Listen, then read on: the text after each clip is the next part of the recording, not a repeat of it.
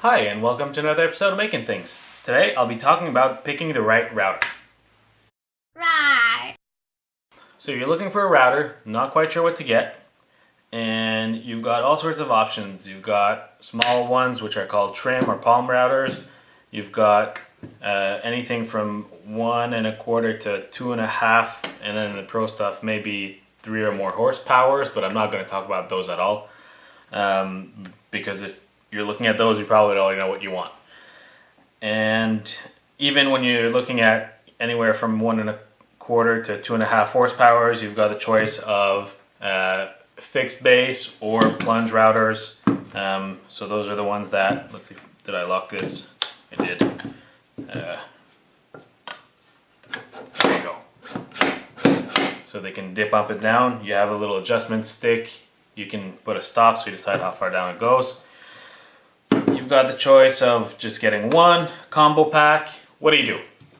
So the first thing is, if you're just looking for occasional use, you've got light duty work to do, and let's be clear, these are pretty powerful tools. Light duty is anything under a 1/2 inch wide blade or smaller. It'll probably just have a 1/4 inch chuck. It'll fit in these trim routers. You're not going to be using this for extended periods of time. You've got a few pieces to do, and you'd like to have the tool around so you can do work when you need it. Example of something I've done is inlay in my countertop. I wanted to put a wireless charging station in there. That's what I used. Trimming away little pieces of wood to fit them properly. You know, this is what I go to. It's light, it's easy, and it's pretty dirt cheap. I mean, I think this cost me $60. You can get wired ones that are probably something like twice as good for under $100. Very accessible tool.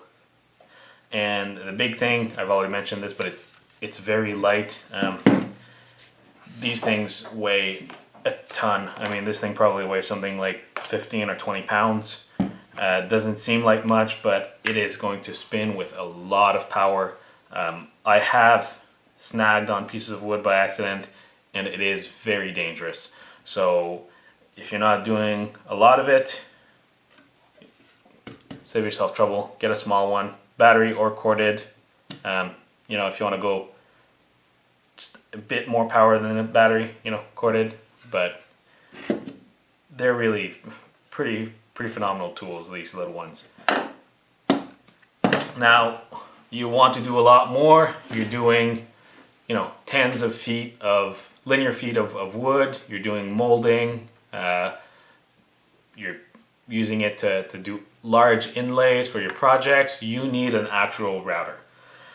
What do you get? Do you get, you know, the fixed base, the plunge base, the combo pack? Well, if again you're going to be kind of a middle of the road user, you don't have a dedicated routing table for it and whatnot, and you're just going to be freehanding this, I say go for the plunge. Don't bother with the combo. And these plunge routers lock as well. So right now it moves, but just flip that lever and there you go. You've got a fixed base router. So there's really, if you're not going to be putting it in a table, there's no need for getting one of these combo packs. What I like about the combo packs is if you've got a router table, like I have here built into my workbench, is I can install this base under it and leave it there. So instead of having to screw in and out every time, I can just use the quick release to either put my router in or out, because I just take the motor out of the base rather than removing the entire unit.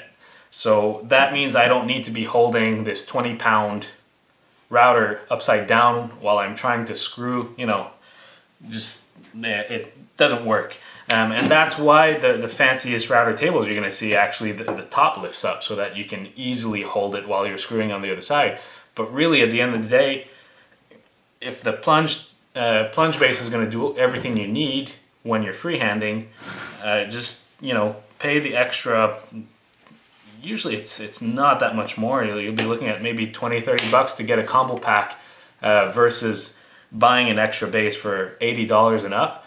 and just leave it in your routing table. And that is when I would actually recommend going with a combo pack if you're going to be really using both. Well, that was a little quick tip for you. I hope it was useful. If you liked it and if it was useful to you, please like, subscribe, leave your comments, feedback. If you have questions about picking tools, again, comments. Have a good day.